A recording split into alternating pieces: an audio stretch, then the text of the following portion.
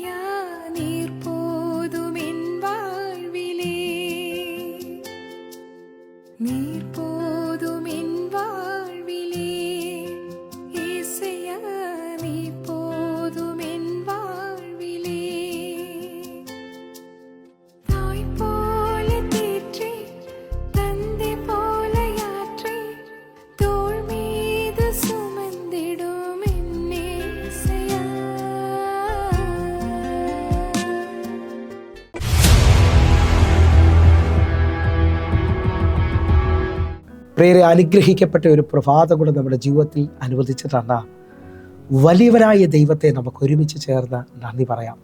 എത്ര പേർ പറയും, ഞാൻ നിന്നതല്ല, എൻ്റെ ദൈവം എന്നെ നിർത്തിയതാണ്. ഒന്നുകൂടെ പറഞ്ഞു കഴിഞ്ഞാൽ 2026 ഏപ്രിൽ മാസം 11 തീയതി വരെ എന്നെയും എൻ്റെ കുടുംബത്തെയും കണ്ണിലെ കൃഷ്ണമണി പോലെ സൂക്ഷിക്കുകയും വിടുവിക്കുകയും ചെയ്ത വലിയവനായ ദൈവത്തിന് നന്ദി പറഞ്ഞുകൊണ്ട് ഈ പ്രഭാത ചിന്തയിലേക്ക് നമുക്ക് ഒരുമിച്ച് അടുത്തു വരാം. നമ്മുടെ ജീവിതം ദൈവമഹത്വത്തിനായി തീരട്ടെ. പ്രിയരെ, പ്രാരംഭവാക്യത്തിലേക്ക് 1 കൊരിന്ത്യർ 10 അധ്യായം അതിൻ്റെ 31 വാക്യത്തിലേക്ക്. ആകയാൽ നിങ്ങൾ തിന്നാലും കുടിച്ചാലും എന്ത് ചെയ്താലും എല്ലാം ദൈവത്തിൻ്റെ മഹത്വത്തിനായി ചെയ്യുവിൻ. പ്രിയരെ, പ്രഭാതത്തിൽ ദൈവം നമ്മോട് ഇടപെട്ട അനുഗ്രഹിക്കപ്പെട്ട വചനത്തിനായി നമുക്ക് ഒരുമിച്ച് ചേർന്ന് ദൈവത്തിന് നന്ദി പറയാം. നമ്മുടെ ജീവിതം ദൈവത്തിൻ്റെ മഹത്വത്തിനായി തീരണമെന്നുള്ള ചിന്തയാണ് ഈ പ്രഭാതത്തിൽ നാം ചിന്തിക്കുന്നത്. എന്നെ കേൾക്കുന്നവരെ, നമ്മെ വിളിച്ചത് ദൈവത്തിൻ്റെ മഹത്വം പ്രാപിപ്പാനാണ്. നാം ആയിരിക്കുന്നത് ദൈവത്തിൻ്റെ മഹത്വത്തിന് വേണ്ടിയാണ്. അതേ നിലയിൽ ഇതാ പൗലോസ് അപ്പോസ്തലനിലൂടെ ദൈവത്തിൻ്റെ ആത്മാവ് നമ്മെ ഓർപ്പിക്കുകയാണ്. നാം എന്ത് ചെയ്താലും അത് ദൈവത്തിൻ്റെ മഹത്വത്തിനായി തീരണം.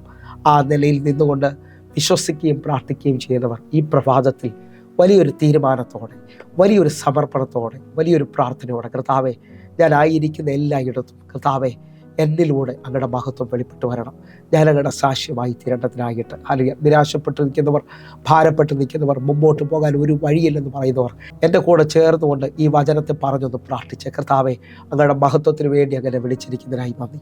ആ തലത്തിൽ ഉറപ്പിക്കേണ്ടതിന് വേണ്ടി നമ്മൾ അടുത്തൊരു വചനം ചിന്തിക്കുകയാണ്. യെശയ്യാ പ്രവാചകന്റെ പുസ്തകം 43 അധ്യായം അതിൻ്റെ 7 വാക്യം. എൻ്റെ നാമത്തിൽ വിളിച്ചും എൻ്റെ മഹത്വത്തിനായി സൃഷ്ടിച്ചും നിർമ്മിച്ചും ഉണ്ടാക്കിയും ഇരിക്കുന്ന ഏവരെയും കൊണ്ടുവരിക എന്ന് ഞാൻ കൽപ്പിക്കും. എൻ്റെ നാമത്തിൽ വിളിച്ചും എൻ്റെ മഹത്വത്തിനായി സൃഷ്ടിച്ചും നിർമ്മിച്ചും ഉണ്ടാക്കിയിരിക്കുന്ന ഏവരെയും കൊണ്ടുവരിക എന്ന് ഞാൻ കൽപ്പിക്കും. എന്നെ കേൾക്കുന്നവരെ, നമ്മെ സൃഷ്ടിച്ചതും നമ്മെ നിർമ്മിച്ചതും നമ്മെ വിളിച്ചതും അവൻ്റെ മഹത്വത്തിന് വേണ്ടിയാണ്. ഇപ്പോൾ വിശ്വസിക്കുന്നവരുണ്ടെങ്കിൽ ഒരുമിച്ച് എൻ്റെ കൂടെ ചേർത്തുകൊണ്ട് അങ്ങനെ തന്നെ ഒരുമിച്ചൊന്ന് പറയണം, കർത്താവെ, അങ്ങനെ വിളിച്ചത് അങ്ങയുടെ മഹത്വത്തിന് വേണ്ടിയാണ്.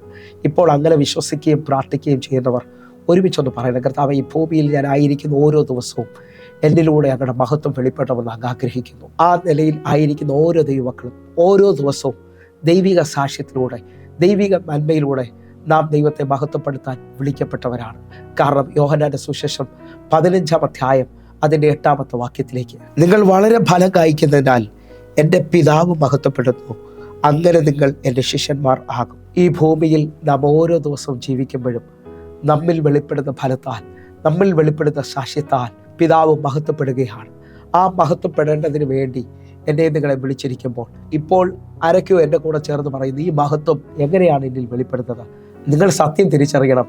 എന്നെയും നിങ്ങളെയും ലോകസ്ഥാപനത്തിന് മുമ്പേ അവൻ വിളിച്ചിരിക്കുകയാണ്. നമ്മെ പേര് ചൊല്ലി വിളിച്ച് നമ്മെ മഹത്വത്തിനായി വേർതിരിച്ചിരിക്കുന്നവരാണ്. ആ തലത്തിൽ നിൽക്കുമ്പോൾ ഓരോ ദിവസവും നമ്മുടെ മഹത്വത്തിന് വേണ്ടി അവൻ ചിലത് മുൻനിയമിച്ചിരിക്കുന്നുണ്ട്. ആ മുൻനിയമിച്ചത് എങ്ങനെ വെളിപ്പെടണമെന്നും ആ മുൻനിയമിച്ചത് എന്താണെന്നുള്ളതും തിരിച്ചറിയാണ് 1 കൊരിന്ത്യർ 2 അധ്യായം അതിൻ്റെ 7 വാക്യം. ദൈവം ലോകസൃഷ്ടിക്ക് മുമ്പേ നമ്മുടെ തേജസ്സിനായി മുൻനിയമിച്ചതും മറഞ്ഞിരിക്കുന്നതുമായ ദൈവത്തിൻ്റെ ജ്ഞാനമത്രേ മർമ്മമായി ഞങ്ങൾ പ്രസ്താവിക്കുന്നു. ലോക സൃഷ്ടിക്ക് മുമ്പേ എൻ്റെ തേജസ്സിന് വേണ്ടി ദൈവം ചിലത് മുന്നൊരുക്കിയിട്ടുണ്ട്. അത് മറഞ്ഞിരിക്കുകയാണ്. അതാണ് ഇപ്പോൾ നമ്മൾ സ്തോത്രം പറഞ്ഞുകൊണ്ട് അല്ലെങ്കിൽ വചനം പറഞ്ഞുകൊണ്ട് അത് വെളിപ്പെടുത്തുന്നത്.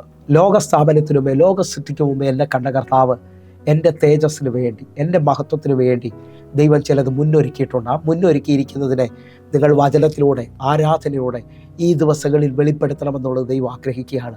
അങ്ങനെ നമ്മുടെ ജീവിതത്തിൽ ഓരോ ദിവസവും ദൈവത്തിൻ്റെ മഹത്വത്തെ വെളിപ്പെടുത്താൻ കഴിയും. ആ മഹത്വത്തെ വെളിപ്പെടുത്തുന്ന എങ്ങനെയാണെന്ന് ചോദിച്ചാൽ നമ്മുടെ ആരാധനയിൽ, നമ്മുടെ നന്ദി പറച്ചിൽ, നമ്മുടെ സ്തോത്രത്തിനകത്ത് അത് വെളിപ്പെടുകയാണ്. കാരണം 50-ാം സങ്കീർത്തനം അതിൻ്റെ 23-ാമത്തെ വാക്യം കൂടെ പറഞ്ഞ് നമ്മൾ ഒരുമിച്ച് പ്രാർത്ഥിക്കാൻ പോകുകയാണ്.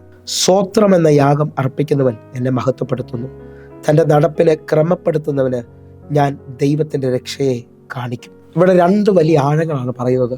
ഒന്ന്, സ്തോത്രം എന്ന യാഗം അർപ്പിക്കുന്നവൻ ദൈവത്തെ മഹത്വപ്പെടുത്തുകയാണ്. 2, ജീവിതം ക്രമപ്പെടുത്തുന്നവന് രക്ഷയുടെ വലിപ്പത്തെ ദൈവം കാണിക്കാൻ പോവുകയാണ്. എന്നെ കേൾക്കുന്നവരെ, ഒരുമിച്ചൊന്ന് വിശ്വസിക്കുകയും പ്രാർത്ഥിക്കുകയും ചെയ്യുമെങ്കിൽ ഇന്നു മുതൽ നമ്മൾ നന്ദിയുള്ളവരായി തീരുകയും നമ്മുടെ ജീവിതത്തിൽ ഓരോ ദിവസവും ദൈവത്തിന് നന്ദി പറഞ്ഞ് ദൈവത്തിൻ്റെ നാമത്തെ മഹത്വപ്പെടുത്തുകയും ചെയ്യുമെങ്കിൽ നമ്മുടെ ജീവിതം ക്രമപ്പെടാൻ പോവുകയാണ്. ആ ക്രമത്തിൽ അസാധാരണമായ ദൈവമഹത്വം തമ്മിൽ വെളിപ്പെടാൻ പോകുന്നു. ആ തലത്തിൽ നിൽക്കുന്നവർക്ക് വേണ്ടി ഒറ്റ വാക്യോടെ വായിച്ച് നമുക്ക് പ്രാർത്ഥിക്കാം. 1 പത്രോസ് 4-ാം അധ്യായം അതിൻ്റെ 11-ാമത്തെ വാക്യം.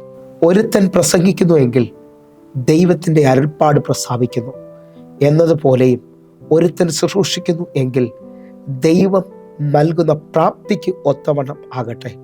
എല്ലാറ്റിലും ദൈവം യേശുക്രിസ്തു മൂലം മഹത്വപ്പെടുവാൻ ഇടവരട്ടെ. മഹത്വവും ബലവും എന്നേക്കും അവനുള്ളത്. ആമേൻ. ഈ 1 പത്രോസ് 4-ന്റെ 11-ാമത്തെ വാക്യം നമ്മൾ വായിച്ചു കഴിയുമ്പോൾ ശുശ്രൂഷകന്മാർക്ക് വേണ്ടിയുള്ള വാക്യമായിട്ടാണ് ആദ്യം കാണുന്നത്. അത് പ്രസംഗിക്കുന്നവൻ ദൈവത്തിൻ്റെ അരുൾപ്പാട് പ്രസ്താവിക്കുന്നു, ശുശ്രൂഷിക്കുന്നവൻ അവൻ്റെ പ്രാപ്തിക്കൊത്തവണ്ണം അവൻ ശുശ്രൂഷിക്കട്ടെ എന്ന് പറഞ്ഞുകൊണ്ട് എല്ലാത്തിലും ദൈവം യേശുക്രിസ്തു മൂലം മഹത്വം എടുക്കട്ടെ എന്നാണ് വ്യക്തമായി പറയുന്നത്. നമ്മുടെ ജീവിതം ദൈവത്തിൻ്റെ മഹത്വത്തിന് വേണ്ടിയുള്ളതാണ്. ഇതാ 1 കൊരിന്ത്യർ 6-ാം അധ്യായം അതിൻ്റെ 20-ാമത്തെ വാക്യം പറയുന്നു, നിങ്ങൾ നിങ്ങളുടെ ശരീരം കൊണ്ട് ദൈവത്തെ മഹത്വപ്പെടുത്തുവിൻ. നമ്മുടെ ജീവിതം ദൈവത്തിൻ്റെ മഹത്വത്തിന് വേണ്ടിയുള്ളതാണ്. ഒരുമിച്ചൊന്ന് കണ്ണുകൾ അടയ്ക്കാം, നമുക്ക് ഒരുമിച്ചൊന്ന് പ്രാർത്ഥിക്കാം. ഞങ്ങളെ സ്നേഹിക്കുന്ന ഞങ്ങളുടെ നല്ല ദൈവമേ, പൂർണ്ണ ഹൃദയത്തോടെ ഞങ്ങൾ ഈ പ്രഭാതം മുതൽ സമർപ്പിക്കുകയാണ്. കർത്താവേ, ഞങ്ങളുടെ ജീവിതം അങ്ങയുടെ മഹത്വത്തിനുള്ളതാണ്. അങ്ങയുടെ രാജ്യത്തിൻ്റെ വർധനവിനായി ഞങ്ങളെ ഉപയോഗിക്കണമേ അപ്പ. ഞങ്ങൾ ഇന്നു മുതൽ നിരാശപ്പെടാതെ അങ്ങയുടെ മഹത്വത്തിനായി ജീവിക്കാൻ പോകുന്നതിനായി സ്തോത്രം ഞങ്ങളെ സമർപ്പിക്കുന്നപ്പ. ഉയർന്ന തലങ്ങൾ ഞങ്ങളിലൂടെ വെളിപ്പെടുത്തണമേ അപ്പ. ഞങ്ങളിലൂടെ ഞങ്ങളുടെ മഹത്വം വെളിപ്പെടുന്നതിനായി സ്തോത്രം. യേശുവിൻ നാമത്തിൽ പ്രാർത്ഥിക്കുന്നു, കേൾക്കണം പിതാവേ. ആമേൻ, ആമേൻ, ആമേൻ. പ്രിയരെ, ഈ പ്രഭാത സന്ദേശം നിങ്ങൾക്ക് അനുഗ്രഹമാകുന്നുവെങ്കിൽ എന്നെ കേൾക്കുന്ന ഓരോ ദൈവമക്കളും യൂട്യൂബ് ചാനൽ സബ്സ്ക്രൈബ് ചെയ്യും, ഫേസ്ബുക്കിലേക്ക് നിങ്ങൾ ജോയിൻ ചെയ്യുകയും ചെയ്യണമെന്ന് ഓർപ്പിക്കുന്നു. അതേപോലെ തന്നെ നിങ്ങൾക്ക് ഏറ്റവും അടുത്തറിയാവുന്ന ഒരാളിലേക്കും കൂടെ ഈ യൂട്യൂബ് ലിങ്കുകൾ കൈമാറണമെന്ന് ഓർപ്പിക്കുന്നു. അനേക ആയിരങ്ങൾക്ക് ഇത് അനുഗ്രഹമായി തീരേണ്ടതിനായിട്ട് ഞാനും അത് വിശ്വസിക്കുന്നു. ഈ വർഷം ദൈവത്തിൻ്റെ മഹത്വമാണ്. അങ്ങനെ അത് വിശ്വസിക്കുകയും പ്രാർത്ഥിക്കുകയൊക്കെ ചെയ്തതിനുണ്ടെങ്കിൽ എല്ലാ ദിവസവും വൈകിട്ട് ഇന്ത്യൻ സമയം 6 മണിക്ക് നമുക്ക് സൂമിൽ ആരാധനയുണ്ട്. നിങ്ങളെ ക്ഷണിക്കുന്നു, നിങ്ങൾ കടന്നു വരണമെന്ന് ഓർപ്പിക്കുന്നു. ഒരുമിച്ചൊന്ന് ദൈവമഹത്വത്തിനായി നമുക്ക് എഴുന്നേക്കാം പ്രിയരെ. വലിയത് പ്രതീക്ഷിക്കുക. God bless you. ആമേൻ.